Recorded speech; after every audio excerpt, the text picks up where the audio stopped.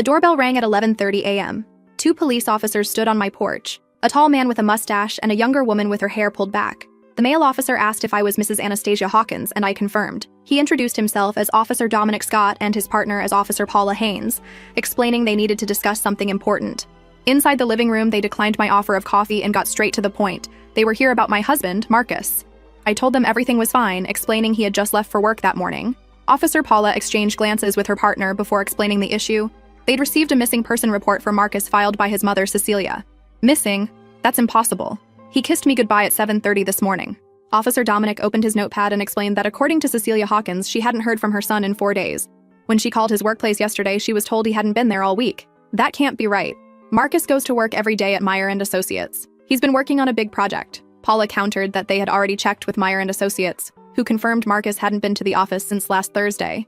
I tried calling Marcus immediately, but it went straight to voicemail. I explained to the officers that there must be some mistake. Marcus had been leaving for work and returning home on his normal schedule, even talking about his workday during dinner. When Dominic asked about the previous day specifically, I described how Marcus came home at 6:15. We ate lasagna, and he mentioned a client meeting running long. Paula asked when I last spoke with my mother-in-law. I told her about Sunday when we were supposed to have dinner at her house, but Marcus said she canceled due to not feeling well. Paula informed me that according to Cecilia, that dinner was never scheduled, which left me confused. The officers asked to look around, and I showed them our bedroom, including Marcus's toothbrush and clothes. When Paula asked about his passport, I opened the desk drawer where we kept important documents. The passport and birth certificate were both missing, though I explained they had been there just last week when I paid the bills. After a radio call, Dominic told me another officer had spoken with our neighbor Christian Rogers, who had seen Marcus loading bags into his car last Thursday afternoon. When I protested that was impossible because he was at work, Dominic insisted the neighbor was certain about seeing him at 1 p.m. on Thursday. I called Marcus's office and asked for his assistant, Kimberly. She sounded surprised to hear from me and revealed Marcus hadn't been in since requesting personal leave the previous Wednesday for a family emergency. Officer Dominic began suggesting they needed to check financial records, carefully approaching what he was implying. You think he left me? That's ridiculous. We've been married for 6 years. Everything's fine between us. I checked our joint bank account on my phone and saw the balance was only $843. Last week, it had over $32,000, our savings for a house down payment. I showed them a transaction from Thursday. $31,500 transferred to an unknown account. There must be a mistake, I whispered. Our credit card statements showed purchases at a luggage store, Men's Warehouse, and a rideshare to the airport in the days before he disappeared. Dominic asked if Marcus had family in other states or friends abroad. I mentioned his college roommate in Costa Rica, whom Marcus had visited last year. Paula noted they would need that contact information. After the officers left, my friend Kimberly rushed over. She gently asked if Marcus had said anything unusual lately. I told her he had mentioned a promotion coming up and that we'd soon be able to afford the house in Oak Ridge. Anna, Marcus was laid off from Meyer 3 months ago. Everyone knew. We thought you did too. That night, I searched our closet thoroughly and found a prepaid phone hidden in an old suitcase. It was password protected, so I had to take it to specialists to get it unlocked. The call history showed dozens of calls to and from the same number. The most recent text read, "Flight confirmed. Meet you there tomorrow."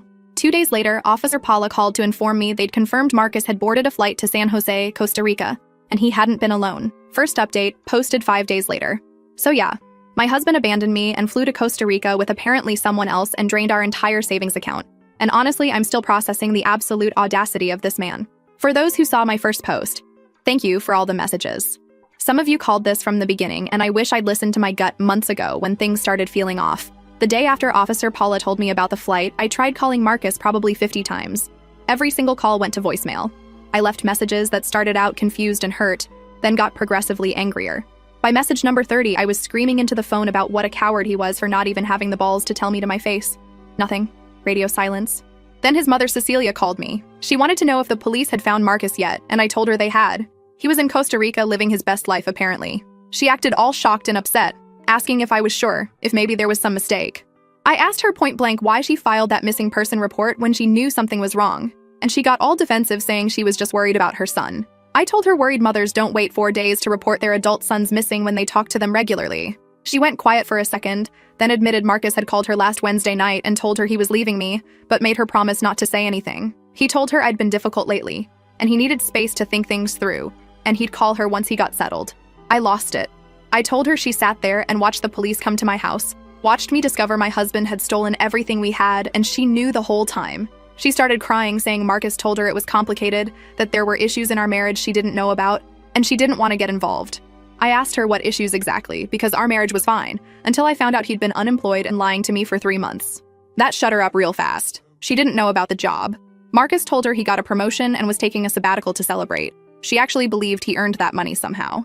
We met at a Panera near her house 2 days later because she insisted we needed to talk in person. She looked terrible.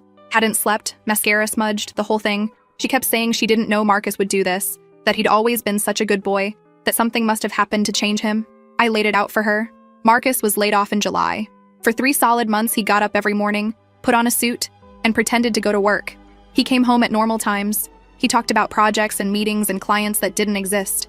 He stole our entire savings, money I'd been putting away since before we even got married, and used it to fund whatever life he's building in Costa Rica, with whoever he took with him. Cecilia kept insisting there had to be an explanation. Maybe he was depressed. Maybe he had a breakdown. I told her depressed people don't book flights and buy new luggage and carefully plan their escape over multiple days. This was calculated. Then she hit me with something that made my blood boil even more. She said Marcus had called her yesterday morning from Costa Rica. He told her he was safe, that he was sorry for worrying her, and that he'd explain everything soon. When she asked about me, he said I'd be fine and that we'd grown apart. Grown apart. This man kissed me goodbye every morning, told me he loved me, made plans for our future house in Oak Ridge, and apparently we'd grown apart, and I just didn't notice. I asked Cecilia for the number he called from. She said it was blocked. Of course it was. The bank situation is a whole nightmare. I went to our bank branch on Friday and met with this manager named Adam, who looked about 12 years old and kept apologizing like it was his fault. He pulled up all our account activity and showed me everything. Marcus had been slowly moving smaller amounts to a new account he opened in August, just his name on it. The big transfer happened Thursday morning at 9:47 a.m. while I was at work. Adam said since it was a joint account and Marcus was an authorized user, technically he didn't steal anything. It was legal for him to take it all. I asked about the credit cards. Same thing. We were both authorized users, so even though he maxed them out buying his escape supplies, there was nothing illegal about it. I called a lawyer that same afternoon. Her name is Lucy, and she was recommended by Kimberly. Lucy said I could file for divorce and try to get some of the money back through asset division, but if Marcus spent it all already, there might not be anything left to recover. She said my best shot was to freeze everything immediately and document all his purchases, which I'd already done. I started going through literally everything in our apartment, every drawer, every box, every random piece of paper. In his car, which he left here by the way because apparently he didn't need it for his new life, I found insurance paperwork for a storage unit I didn't know we had. The storage place is one of those 24-hour facilities on the edge of town. I drove there Saturday night because I couldn't sleep and couldn't stop thinking about what else he'd been hiding. Used the code from the paperwork and found Unit 247. It was almost completely empty. Just some old furniture from his college apartment and a couple boxes of random junk. But in the back corner, I found a folder with printed emails. Yes, printed, like he was worried about digital trails or something. They were between Marcus and someone named MJ, going back 6 months. The emails were vague but clearly romantic. Lots of can't wait to see you, and this will all be worth it, and just a few more months. The last email was from 3 weeks ago. MJ wrote that they'd secured the apartment and the deposit was paid. Everything was ready. Marcus replied that he'd handle the finances and they'd be out of here by November. MJ. I don't even know if that's a man or woman. The email address was just a random Gmail with numbers. I also found a receipt from a jeweler dated September 15th for $3,200. A ring. He bought someone a $3,000 ring while we were supposed to be saving for a house. When I confronted Kimberly about whether she knew anything about Marcus seeing someone, she admitted that people at the office had noticed him texting a lot in his last few weeks there, always smiling at his phone. One of the other guys, Brendan, saw him having lunch with a woman in June, but Brendan figured it was a client or something. I asked Kimberly why nobody told me any of this. She said they thought I knew about the layoff and just didn't want to talk about it. And the woman thing was just gossip they weren't sure about. Everyone assumed we were handling it privately. My sister Maria finally came up from Portland yesterday. I'd been putting off telling her the whole story because I knew she'd drive straight here and she's 8 months pregnant and shouldn't be dealing with my drama. But she found out anyway through Mom and showed up at my door with overnight bags and this look on her face like she was ready to commit murder. We spent 4 hours going through everything I'd found. Maria wanted to fly to Costa Rica herself and drag Marcus back by his hair. She kept saying she never liked him, which isn't true, but I appreciated the solidarity. She also said something that's been stuck in my head. She asked why Marcus went through all this elaborate planning and sneaking around instead of just divorcing me if he wanted out. That's what I can't figure out. Why the performance? Why keep pretending everything was fine? Why not just leave? Maria thinks he was waiting for something specific, some piece to fall into place. She thinks 3 months of pretending to go to work wasn't about hiding from me. It was about having time to set up his new life without me questioning where he was or what he was doing. I've been trying to figure out who MJ is. I went through Marcus's social media, his old yearbooks, even his college alumni directory. Nobody with those initials that would make sense. I asked Cecilia if Marcus had mentioned any new friends lately. She said no, but she also didn't know her son was unemployed and planning to flee the country, so her information isn't exactly reliable. The worst part is lying in bed at night in the apartment we shared and realizing I don't actually know who I was married to. The Marcus I thought I knew would never do this. That Marcus was responsible and honest and would talk through problems instead of running away. But that Marcus never existed, did he? This is who he actually is. A person who can look you in the eye every single day while actively destroying your life. I called Meyer and Associates again and talked to his old boss, Christian. Christian said Marcus's layoff was performance-based, which was corporate speak for he screwed something up badly. When I pushed for details, Christian said he couldn't discuss personnel matters, but he did say Marcus took it really hard and seemed shocked when it happened. So maybe that's it. Maybe Marcus couldn't handle the failure, and instead of dealing with it like an adult, he decided to burn everything down and start over somewhere else with someone new who doesn't know he's a liar and a thief. I still have that prepaid phone. Lucy said to keep it as evidence. I've been staring at it for days, at those text messages that are so casual and loving, like stealing someone's entire life savings and abandoning them is just a minor inconvenience on the way to paradise. The phone number that texted him has a US area code. I looked it up, it's from Seattle. So MJ was here, somewhere in Washington, planning this whole thing with him. I tried calling it yesterday from a blocked number. It rang 4 times and someone picked up but didn't say anything. I could hear breathing and background noise that sounded like waves or wind. Then they hung up. When I called back, the number was disconnected. Final update, posted 3 weeks later. Okay, so this is going to be long, and honestly, I'm still processing half of it. But for everyone who's been following this train wreck, Marcus finally contacted me. And when I say the audacity of this man, I mean it broke into entirely new territory of shamelessness. But let me back up because a lot happened between my last update and now. And some of you guessed parts of this correctly, which is both impressive and depressing. 2 days after my last post, Lucy called to tell me she'd filed the divorce papers, and we needed to serve Marcus. Problem was, we had no actual address for him in Costa Rica, just knew he was there somewhere. She said we could serve him through publication if he stayed missing long enough, but that would take months. I told her to file anyway, and we'd figure out the serving part later. That same week, Maria went into labor early and had the baby, a girl. They named her Sophie. I drove down to Portland and spent 3 days at the hospital with her and her husband Fergus.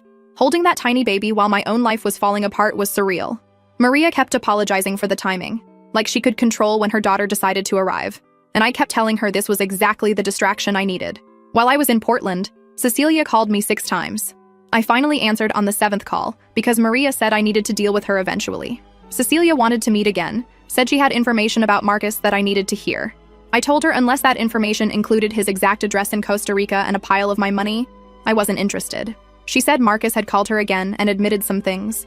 She wouldn't tell me over the phone, insisted it had to be in person. Against my better judgment, I agreed to meet her at this diner near my apartment when I got back to Seattle. The diner meeting was uncomfortable as hell. Cecilia looked worse than last time, and she'd brought this whole folder of papers like she was presenting evidence at trial. She told me Marcus called her crying 2 nights before, saying he'd made a huge mistake and didn't know how to fix it. I asked her what exactly the mistake was, stealing my money, lying for months, or abandoning his marriage, because from where I sat, he'd made several. She said Marcus admitted he'd been seeing someone he met online. When he lost his job, he spiraled and convinced himself his entire life here was a failure, and this other person represented a fresh start. The person's name is Madison Jimenez, a woman, which honestly I'd figured out already, but hearing it confirmed still felt like a punch. Cecilia said Madison lives in Seattle, and they met through some online gaming community Marcus had joined last year. I didn't even know Marcus played online games. I asked Cecilia why she was telling me this now, and she got all defensive, saying she thought I deserved to know the truth. I told her the truth would have been helpful 3 weeks ago when the police were at my door. She started crying, saying Marcus was her son, and she didn't know what to do. She was caught between us.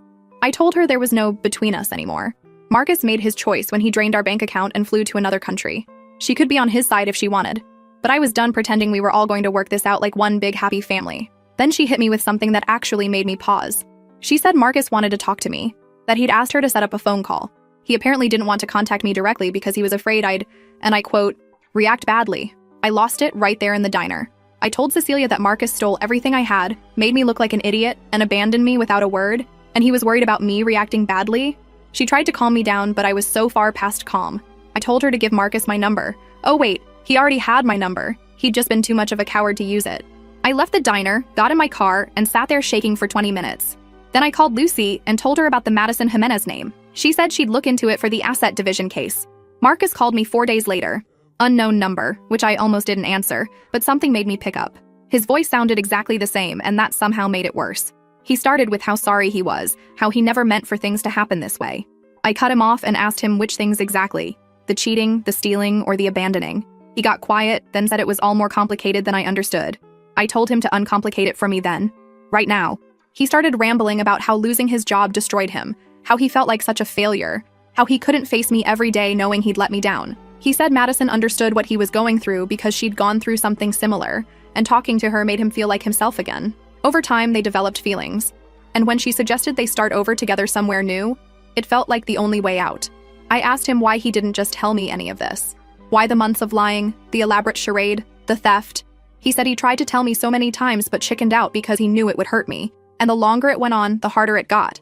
He said he took the money because he figured we'd split it in the divorce anyway, and he needed it to start his new life. That's when I completely snapped. I told him that money wasn't ours anymore. It was mine, my savings from before we even got married. Money I'd earned and saved while he was apparently playing video games with his girlfriend. He tried to argue that joint account meant joint money, and I screamed at him that joint meant we decided together, not that he got to steal it while I was at work. He said he'd pay me back eventually, once he got settled and found work in Costa Rica. I asked him how long eventually was supposed to take, and he admitted he didn't know, maybe a year or two. I told him I wanted every penny back now, and he said he didn't have it anymore. Most of it went to the apartment deposit, new furniture, Madison's credit card debt that they'd paid off so she could come with him, Madison's credit card debt. He used my money to pay off his girlfriend's debts. I asked him how much of my money he had left. He said about $4,000. Out of $31,000, he had $4,000 left after 3 weeks. The conversation went on for almost an hour. He kept trying to justify everything, saying he'd been depressed and not thinking clearly, that he'd never meant to hurt me this badly. I asked about the ring I found the receipt for, and he admitted he'd bought Madison an engagement ring in September. They were planning to get married once our divorce was final. So he was engaged to someone else while still married to me, using money we'd saved for our house to buy her a ring. At one point, he tried to say we'd grown apart anyway over the past year, that I'd been distant and focused on work. I reminded him that I'd been working extra hours specifically to save more money for the house he kept saying he wanted. He went quiet again. I asked him point blank why he did it this way. Why not just file for divorce, split things properly, and leave? Why the performance? He finally admitted the truth. He didn't think he could get away with taking all the money in a normal divorce. He knew I'd fight him on it, that my lawyer would make sure everything was split fairly. This way, by the time I realized what happened, he'd be gone and the money would be spent. He gambled that I wouldn't be able to get it back from Costa Rica. Hearing him actually say it out loud, admit that he'd deliberately planned to screw me over, was somehow worse than discovering it on my own. This wasn't a spontaneous mistake or a moment of weakness. He'd calculated the best way to rob me and get away with it. I told him I'd filed for divorce and he'd be hearing from my lawyer. He asked if there was any way we could settle this privately, keep the lawyers out of it. I asked him why I would do him any favors when he'd spent the last 4 months ruining my life. He said because we'd loved each other once, because we'd been happy, because I was a good person who'd want to do the right thing. The manipulation, like I was supposed to roll over and make things easy for him after everything he'd done. I told him the right thing would be him getting on a plane, coming back to Seattle, and facing the consequences of his actions like an adult. He said he couldn't do that. His life was in Costa Rica now with Madison. I asked if Madison knew he was still legally married, and he said yes, she knew everything and supported his decision to leave. I hung up on him. I couldn't listen to another word. Lucy was thrilled when I told her about the call. Apparently, him admitting to deliberately hiding assets and planning to keep them from me was exactly what she needed. She said it probably wouldn't get all my money back, but it strengthened our case significantly. She also found Madison Jimenez's social media through some legal databases she had access to. Madison is 29, and based on her Instagram, had been posting photos from Costa Rica for the past 2 weeks. Beach sunsets, tropical drinks, her and Marcus looking disgustingly happy together. In one photo from last week, you could see the ring on her finger. Seeing them together, seeing how happy they looked while I was here dealing with the wreckage of my life, made me physically sick. Maria said I should stop looking at the pictures, that I was torturing myself, but I couldn't. I needed to see it, needed to understand who this person was that my husband had chosen over me. Based on what I could piece together from Madison's old posts, she'd been going through a divorce of her own when she met Marcus. Her ex-husband was some guy who'd cheated on her, and she'd been pretty open online about how devastating it was. So she knew what betrayal felt like, and she still helped Marcus do the exact same thing to me. I found her ex-husband's profile too. He'd commented on some of her old posts. His name is Brendan, and curiosity got the better of me. I sent him a message explaining who I was and what had happened. I didn't expect a response, but I got one within an hour. Brendan and I ended up talking on the phone for 2 hours. His divorce from Madison had been finalized in March, right around when she apparently met Marcus. He said Madison had a pattern of jumping into new relationships fast, that she needed constant validation and attention. When their marriage fell apart, she'd immediately started dating someone new. and Brendan figured this Marcus guy was just the next in line. He also told me something interesting. Madison had terrible credit and a lot of debt from their marriage. She'd maxed out credit cards trying to start a business that failed, and in their divorce settlement, she'd taken on most of that debt.